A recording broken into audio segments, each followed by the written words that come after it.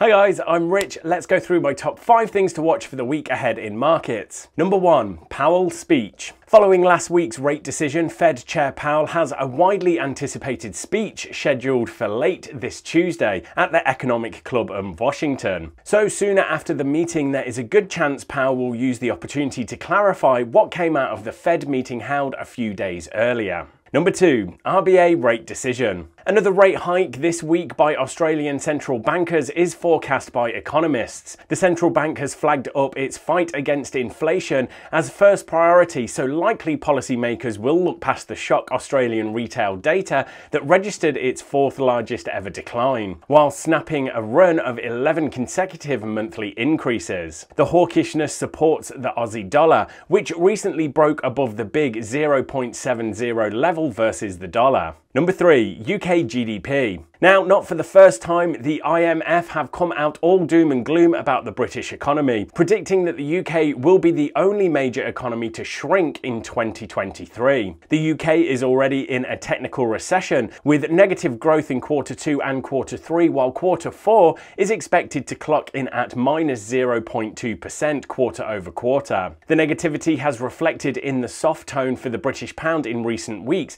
except versus a weak US dollar. Number 4, Canada unemployment. Expectations are for a slight uptick in Canadian unemployment in January from a 5% rate registered in December. The less hawkish stance of the Bank of Canada and flat oil prices have seen the US dollar-Canadian dollar pair trade in a range around 1.35 for a number of weeks. Number 5, more earnings. Q4 earnings season will rumble on this week. According to FactSet, with around a third of S&P 500 companies having reported for Q4 2022, 69% of S&P 500 companies have reported a positive EPS surprise. However, beating expectations bellies the weak underlying performance. The expected average earnings decline for the S&P 500 is minus 5%, which would mark the first time the index has reported a year-over-year decline in earnings since Q3 2020. You can of course click on the link in the description just below to see the full economic calendar with the previous month's data and consensus expectation for this time.